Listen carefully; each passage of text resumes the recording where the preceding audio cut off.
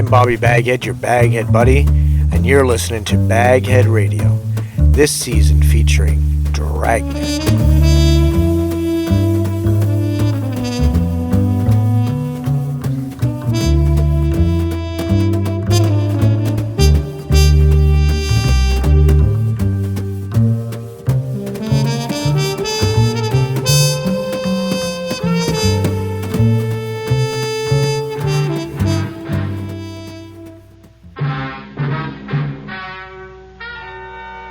Ladies and gentlemen, the story you are about to hear is true. Only the names have been changed to protect the innocent.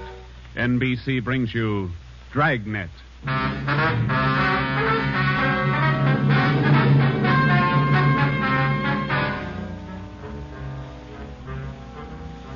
You're a detective sergeant. You're assigned to homicide detail. A gang of quick-trigger gunmen have moved in on your city. They've given public notice that they'll kill the first cop who tries to take them. You know the risks. Your job, apprehend the suspects.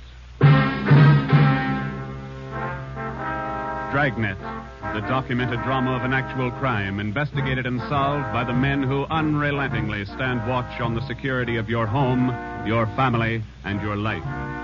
For the next 30 minutes, in cooperation with the Los Angeles Police Department, you will travel step by step on the side of the law through an actual case, from beginning to end, from crime to punishment.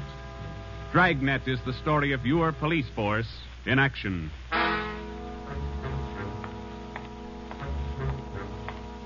It was Wednesday, April 17th. It was warm in Los Angeles. We were working the night watch out of homicide detail. The boss is Ed Backstrand, chief of detectives. My partner's Ben Romero. My name's Friday. I was on the way back from the record bureau. It was 4 minutes to 6 when I got to room 42. Homicide. Say, Ben, I pulled a package on the Raymond killing. And that proves you can still read, Friday. He said it, Joe. Your pal, Fred Lindsay. Hiya, Fred. What's doing? Busier than you are. We know what we're looking for. Just having a little trouble finding them. That's the way it is with automobiles. They misplace so easy. Not normally, they don't.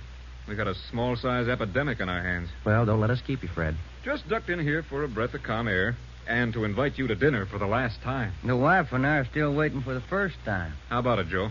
Ruth's got a new pressure cooker. Your sister-in-law visiting you again, huh? No, on the level. Not selling a thing. Come on. Who is it this time? My cousin. But she's awfully pretty, Joe. Oh, why do you guys insist on trying to marry me off? Me and Fred went down fighting, but it kind of grows on you after a while. Now, tell me, what is it about a married man? Just can't stand to see one single man left in the world. How about it, Joe? Tomorrow night at 7, okay? Okay, tell Ruth I'll be there. It figures that he's got to run out of kinfolks pretty soon. Fine, we'll be expecting you. Got a stakeout tonight, but tomorrow I'll be clear. Anything big?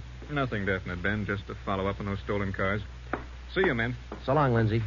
Joe, you'll like my cousin. Oh, never say die. What a character. You just catnip the women, Joe. Yeah. Well, here's that Raymond package. Let's check those dates that Backstrand wanted, huh? Wednesday, April 17th was just routine.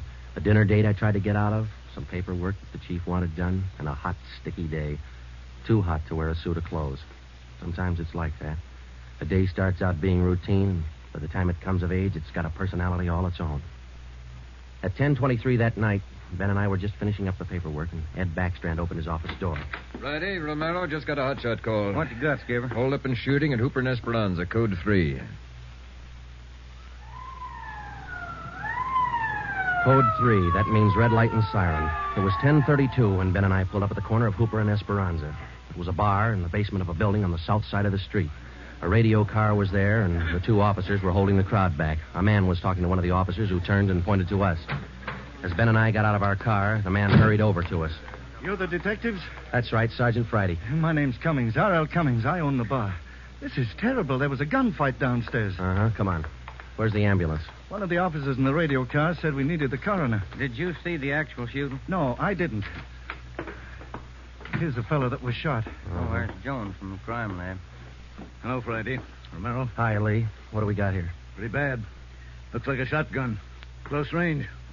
He really got in the way of it. Ben. Yeah. It's Fred Lindsay. Motor theft. He was on a stakeout, Lee.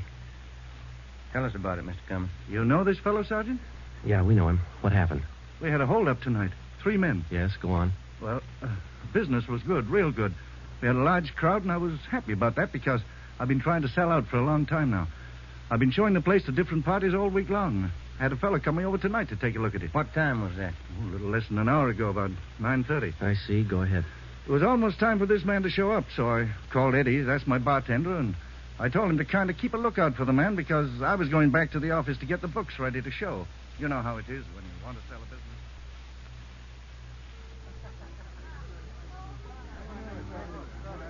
You'll watch for him, Eddie? You bet I will. If you want me, I'll be back in the office. Keep your mouth shut and stand still. Huh? You own this bar, don't you? Well, yes. What is this? You're the boy we want to see. Which one are you? All 3 of us. What's going on? What's it look like, genius? Just a stick-up. I haven't any money. You go to the bank on Thursdays, don't you? Well, I made my deposit today instead. I've been watching you for a month now. Don't give us that. You go to the bank on Thursdays. Now, come on, hand it over. I'm telling you the truth.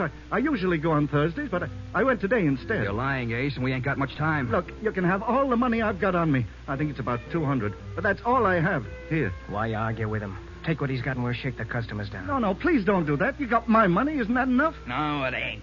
Oh. Come on, let's go out front. That's about all I remember, Sergeant. When I come around, I was lying on the floor of my office. You better have somebody take a look at that cut on your face. Yeah, I'm going to right away. There's my bartender. He saw the fight. What's his name, Eddie? Yeah. Eddie. Yes, sir? These men are detectives, Eddie. Will you tell them what you saw? Oh, it was pretty rough. And tell us what happened when they started to shoot. That fellow the coroner just took out of here sure was long on nerve. Took on all 3 of them single-handed. Uh-huh. Tell us what you saw. You ought to get that fellow's name. Sure had a lot of nerve. Took over just like he was a cop. He was a cop. Now, what did you see? I pegged him for a cop. Well, he was sitting up at the bar. Been nursing a bottle of beer for about an hour. I was keeping an eye on the front door, watching for this fellow the boss wanted to see. So I didn't see the 3 hold-up men come through from the back.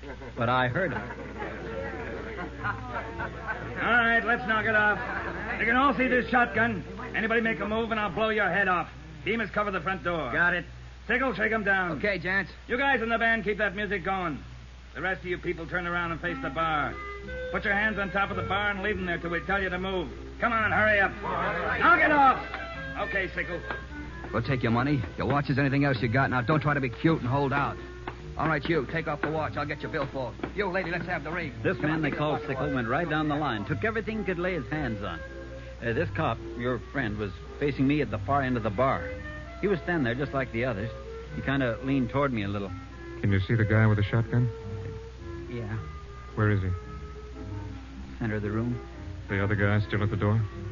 Yeah. Got his gun out? Holding it in his right hand. How far down the line is the other guy? About 10 people away. Hey, you 2 down at the end there. Knock it off. Hurry up, Sickle. Doing the best I can. Come on, let's have the purse, lady. You, next to the lady here, get the watch off. I'll take this wallet over. How far away now? He's getting closer. But we better shut up like he says. I'm going to take the one with the shotgun first. He'll blow you to pieces. I got a gun. How far away is that guy now? I thought Jans told you to shut up. All right, Sickle, try to move and I'll break your back. Let me go. Go ahead and shoot, Jans. Stay away from him, Sickle. All you people at the bar, down on the floor. Okay, you with that shotgun, grab it. Demas, can you get a shot at him? Not without hitting Sickle. Come on, you, I'm waiting. You got us all wrong, boy. We like Sickle, but not that much. The cop was holding Sickle as a shield. When the big guy let go of the shotgun, both the cop and Sickle ducked. The cop didn't get hit. But this man Sickle fell over on his face, grabbed at his arm. The man with the shotgun went down on one knee, holding his stomach. The man at the door took a shot at the cop, but he missed. Then the cop fired 3 shots at the man by the door. Looked like the first 2 missed. But the last one caught the man in the leg and he went down. Well, by this time, the big guy with the shotgun had recovered enough to hold his weapon again. I tried to warn the cop. Look out! The guy with the shotgun! I see him. The cop pointed his gun and pulled the trigger, but he was out of shells. Boy, Sergeant, my stomach knotted up when I heard that hammer fall against those empty chambers. The cop threw his gun at the guy with the shotgun and then ran right at him. You know, it was just as if that cop was trying to run right down the barrel of that shotgun. I glanced at the cop on the floor, then I tried to follow the 3 of them as they made their way out of the bar. They jumped into a car out front and drove off. As a kid, I used to watch Bill Hart take on a whole gang in the movies, but this way, right in front of my eyes, Sergeant, he was an awful brave guy. Did you get the license number of their car? No, I didn't. I couldn't see very well. You got a pretty good look at all three of the men, though, didn't you? I believe I'd recognize any of them. Thanks, Eddie. What's your last name? Bowers. Eddie Bowers. Got that, Ben? Yeah. You'll be hearing from us, Eddie. We may want you to look at some pictures for us. Glad to help any way I can, Sergeant. I hope you get the men that shot this cop. You're sure going to try, aren't you? Yeah, Eddie. We're sure going to try. The next step was for Ben and I to make a complete report to Chief Ed Backstrand. They got Lindsay, huh? That Fred Lindsay in auto theft? Yeah, that's right. Good cut. You say he wounded 2 out of the 3 in that holdup? Yeah. That means they'll have to have medical attention in a hurry. We'll check all the small hospitals, cover all the drugstores to get a line on anyone who's bought medical supplies in the last hour. Uh-huh. As soon as medical detail notifies Miss Lindsay, I'd like to go over and see her. Smith from the medical detail's out there now. By the time you get back, we may have a flash in the drugstores or hospitals. We'll be back in 30 minutes. Call in when you get out there. Right, Ed. You might carry this with you. Yeah? I'm sick. I'm sick to my stomach about this thing. I want you to get those 2 bit punks. I don't want them to see another sunrise. Got that, haven't you? Yeah, Ed. Let's go, Ben. Chandler? Yes, sir. Put out an APB. Have communications broadcast the descriptions of these suspects every 30 minutes until further notice. Get that to communications right away.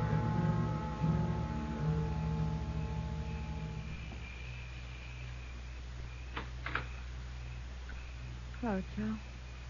Come in. Thanks, Ruth. Sit down. Ruth, you know how we all feel. It's all right, Joe. You're married to a cop, I guess you're meant to expect things like this. He'll like that. Fred and I used to discuss the possibility of this. I used to worry about him. I used to worry a lot, Joe. All those nights when he was away and the days, I used to worry. Now I know he's safe. Anything you want or you need? Thanks, no, Joe. Anything at all that I can do? Yes, Joe. I think there's something you can do. You and Ben are assigned to this case, aren't you? That's right. Then be careful. Thinking that you and Ben will have to face those killers. Ben's wife. Be careful, Joe. Yeah, Ruth, we will. Oh, sure. I want to see you get the men that did this to Fred. More than anything, I want that. No more heartaches.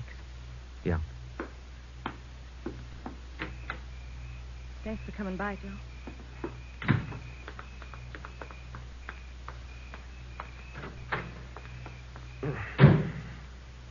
How'd you take it, Joe? Let's go. Joe, how'd she take it? You're married, Ben. You figure it. It was 11:30 when we got back to Central Division. As we walked into the squad room, Backstrand was waiting for us. Friday, we just got our first lead. We've located a druggist who said he sold some medical supplies to a man about 45 minutes ago. There's the address. Pretty close to the scene of the shooting. Hop out and see him right away. The Rex Pharmacy was exactly 14 blocks from the Red Feather Bar where the shooting took place. Rex Pharmacy was like your corner drugstore, complete with apothecary jars and shower curtains. The druggist was the same little man who's been prescribing sulfur and molasses since you were a kid in school. I'm just about ready to close. What can I do for you, gentlemen? We're from the police department. I've been halfway expecting you fellows. We got a report that you sold some medical supplies to a man about an hour ago. Yes, sir, that's right. It's like I was telling those other officers that were here a while ago. There was something funny about that little fellow. How you mean? Well, for one thing, he came in here sweating quite a bit. Of course, it's a warm night, but he seemed terribly nervous. Anybody with him? No, he was all by himself. What did he buy? Well, it wasn't so much what he bought, but how much. What do you mean? You know how most people buy iodine, a little 10-cent bottle. He bought a couple of pints. Then there was all that gauze and adhesive tape. Bought enough to repair a small army. Cotton, box of swabs. Then he asked me something that made me wonder. What was that? Asked me if I had something to probe with. That's just the way he said it. Something to probe with. I asked him, what do you want to probe for? What'd he say? Said a splinter. I told him a sewing needle would do the trick. He said, forget it, and then he paid me and walked out. Uh-huh. Could you describe the man? He's a small man, dark. Like I said, awful nervous. You think you could identify him? Oh, sure I could, if I ever saw him again. Well, did he leave on foot, or was there a car outside? Left in a cab, parked right out in front. Couldn't miss it. Did you happen to take down the license number? Well, no, I didn't. But I did jot down the taxicab number. Would that help? Taking down cab numbers isn't exactly in a druggist's line, but because he had the presence of mind to do that one small thing, we accomplished in 10 minutes what could have well taken as many weeks. Maybe with this small wedge, we could do what Backstrand wanted us to do. Get the killers before another sunrise. Well, it was close to midnight when we stepped into the drugstore phone booth. I called the cab company, got the night supervisor. I gave him the number of the cab, and he checked his location chart. Cab 375 was operating out of a stand at Wilshire and Greenhaven. He was the right driver, and he remembered the fare. Sure, I know who you mean. A little guy seemed in a big hurry. It was a long fare, though. I took him out to Inglewood. Wait till I check my log sheet. I'll give you the exact address.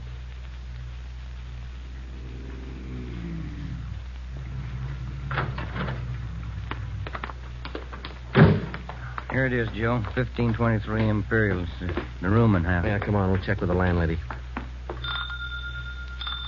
Kind of late, Joe. Yeah, let's stand away from the door, huh? Might not be the landlady who answers. Yes, what do you want? Police department.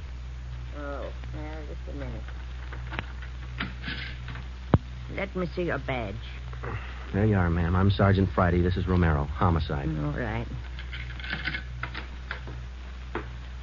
Now, what do you want? I run a good, clean rooming house It's here. not the house, lady. It's one of your tenants. Which one? That's what we want you to help us on. Look, do you men know what time it is? Come back here in the morning. Sorry, this can't wait till morning. Well, I'm not going to invite you in. We'll talk right here on the porch and keep your voices down. My tenants work during the day. Whatever you say, ma'am. Now, what is it you want to know? We're looking for a small, dark man. Well, I got 3 here. Could fit that description. No, he came in late tonight, about 45 minutes ago. I wouldn't know about that. I don't spy on my people. This is very important. You'll have to keep your voices down. Sorry. He's dark and he's small. Why didn't you say he was dark? You must mean Mr. Tyndall. What's he done? What's his room number? He's in room 10, but I can't allow you to tramp up and down the stairs at this hour. You'll wake all my roomers. We'll be as quiet as he wants us to be. Now, what do you mean by that? Is there going to be trouble? I don't know, lady. Where do we find number 10? The end of the hall, last room on the right, and keep your voices down. If you'll just wait in your room, lady, we'll call you if we want you. Okay, here we are. Now keep the door clear, Ben. We might have trouble. Think they all in there? We'll know in a minute.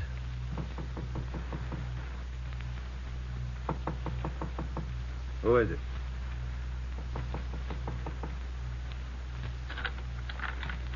What do you want? Police department. I'll try this closet, Joe. What do you want with me? What are you looking for? Closet's empty. What'd you say your name was? Tyndall, Bob Tyndall. New name, but same face, huh, Joe? Yeah, how long you been out of jail, Tenny? My name ain't Tenney, it's Tyndall. Your name's not Tyndall, it's Sam Tenney. We sent you up on a robbery charge 4 years ago. Now, isn't that right, Tenny? No, it's not right. You got the wrong man. I never been in jail. Yes, you have, because we sent you there. Now, come on. Who'd you buy the medical supplies for? I don't know what you're talking about. Look, Tenny, it's a hot night and it's late, so let's cut out the smart talk, huh? Who'd you buy those medical supplies for? Tenny, look, you're a 2-time loser right now. Who are you shielding? You got nothing on me. I ain't done a thing. We can prove that you bought those supplies tonight, and it can go kind of hard on you.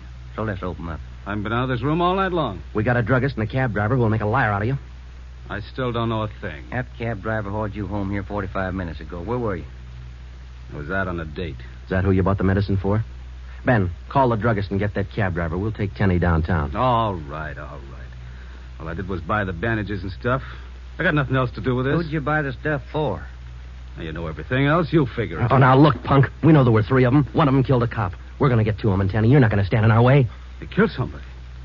He didn't tell me that. Who didn't tell you? I don't want any part of murder. I'm going to tell you who it was, but I'm clean. I got nothing to do with it. I was trying to help him out of a jam. Who were you trying to help? It was Roy Bemis, Charlie Sickle, and Red Jans. They didn't tell me nothing about murder. Well, why'd you help? They offered me a pretty good piece of change to run an errand for them. You know I got paid for. That's all I had to do with it. Where did you deliver those medical supplies? I have to tell you that. I'm afraid of Jans. He's awful free with that shotgun. We'll give you protection. Now, where are they? Can I go to jail till you get them? You'll get protection. Give us the address. It's an apartment house. Just around the corner from here. The Blue Eagle. We took Sam Tenney down to Central Division with us. On the way downtown, he told us that Red Jantz and the other 2 had their room at the Blue Eagle barricaded. Tenney said that they told him that they'd kill the first cop who tried to take them. Well, we knew they were wounded. He told us that Sickle had an arm wound, Bemis got it in the leg, and Jance had a slug in his side. We figured they'd be weak from the loss of blood, and we could take them easy. You'll never take those guys easy. Sure, they lost a little blood, but they had enough fight left to stack that room. And they got enough left to kill you if you try to take them.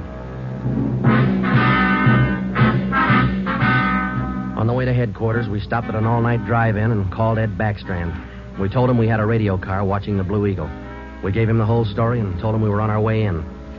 By the time we checked into homicide, Ed had the plan all mapped out. It was 2:25 a.m. Here's the map from the city engineers. It's one city block bounded on the north by Hawthorne Street, on the south Lawndale Avenue, on the east 16th Street, and to the west 17th. The Blue Eagle apartment house is right here, on 16th and Hawthorne. West of the Blue Eagle is a private residence. South of the Blue Eagle on 16th is a vacant lot. There are 12 apartments in the building. The men we want are on the second floor, number 11. That apartment faces east on 16th. How do you want to handle it, Ed? Now, Baker and Moorheim will evacuate the private residence. Friday, and Romero clean out the apartment building. Right, Skipper. All traffic is being diverted. The entire block is completely isolated. We'll throw up a cordon. As soon as we clear the residence, nobody goes in, nobody goes out. Will you brief us again when we get there, Ed? I'll give you all the briefing you need right now. Get this. These guys have already killed a cop. I don't want to lose any more. You know they're heavily armed and they're desperate. Have the men draw shotguns, tear gas, and Tommy guns. I'll take care of that, Skipper. All right. Now, we're not going in after these punks like tin horn heroes. We're going after them, and we're coming out alive.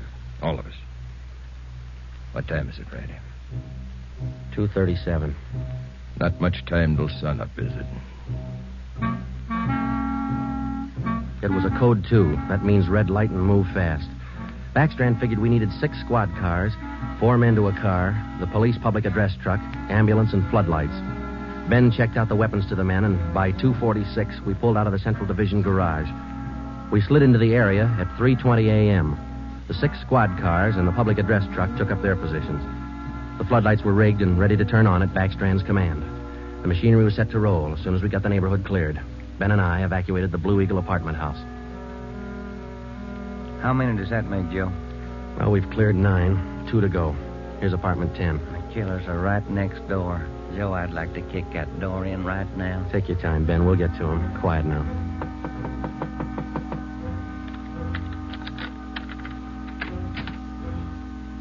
What is it? Police department. May we come in? Yeah, of course.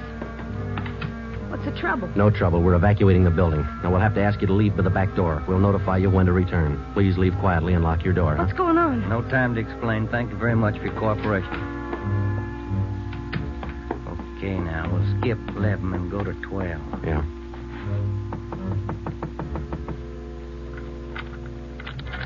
Yeah? Who are you? Police department. Can we come in? Sorry to disturb you at this hour. We're evacuating the building. Please hurry and leave quietly by the back door. You'll be notified when to return. Lock your door when you leave, thank you. It was 4:10 a.m. Everything was set now. The neighborhood was completely cleared. The entire block was empty except for apartment 11 on the second floor of the Blue Eagle. I left Ben to watch the door of apartment 11. I went downstairs and across the street to join the rest of the men. It was Ed Backstrand's show from here on. That's it, Ed. All set.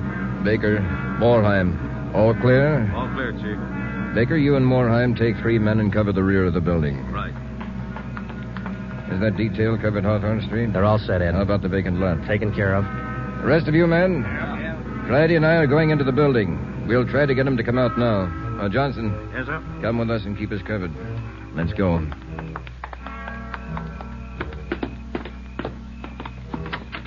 Apartment 11's up at the head of the stairs, Ed. Right.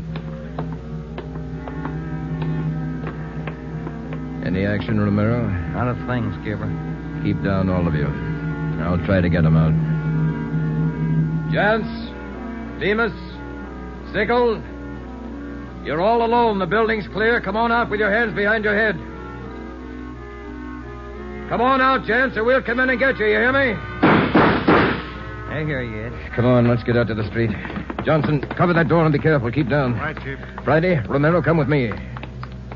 We left Sergeant Johnson to watch the door, and we ran out into 16th Street and ducked down behind the police sound truck. The floodlights hit the side of the building. Backstrand grabbed the microphone. Jance, Bemis, Sickle. You've got 30 seconds to come down out of that room. Walk out backwards with your hands behind your head. Stay together. Don't fan out. 30 seconds, gents. They're making it tough, Ed. Romero, lob some tear gas through that window. Right, Skipper. Come on out, Bemis. We're giving you a chance. That's more than you gave that cop in the bar. Come on out. That's Jance, Ed. He isn't coming out. They must have got Johnson because they're in another room. Shoot the gas in there. That's not going to get him out, Ed. Give it time, Flatty. Burn those floodlights in up there. Friday, rake that second floor with the Tommy gun. Let's keep them in one room. Right. Hold your fire, Friday. George, give us a couple of masks. Ben and I are going in. The rest of you men concentrate your fire on those 2 rooms. Pin them down. Here's your mask, Joe. Let's go.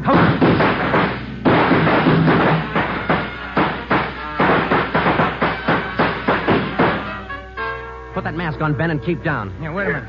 Somebody coming down the inside stairs. Duck, Ben. He's got a gun. I got one, copper. Get out of my way. Stop it, you. You haven't got a chance. I'm coming through, copper.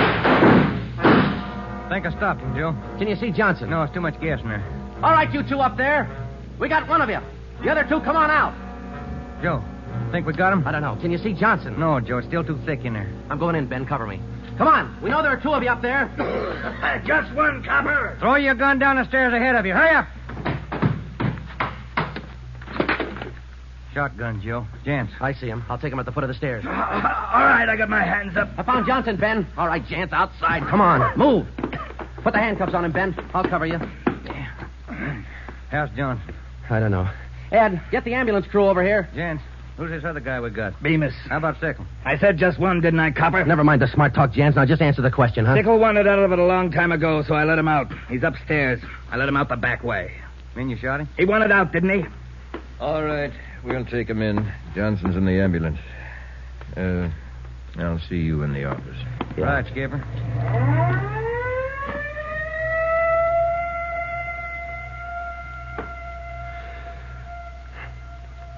How about a smoke, huh? Yeah. Here you go. Backstrand said he didn't want those men to see another sunrise. Yeah. 5 minutes to 5, Joe. Sun ought to be up. Yeah. But look, Ben. It's cloudy. Guess we'll never know, huh?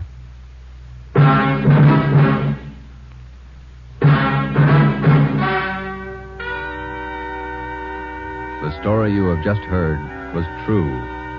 Only the names were changed to protect the innocent. Edgar Red Jans, the sole survivor, was tried and convicted and sentenced to be put to death in the state penitentiary in the manner prescribed by law.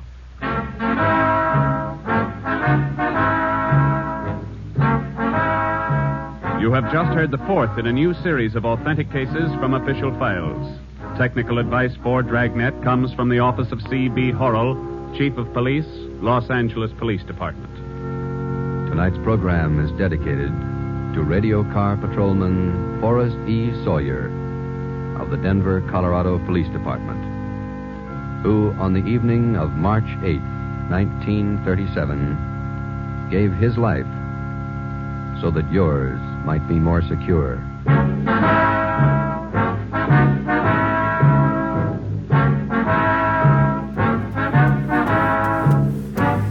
Dragnet came to you from Los Angeles.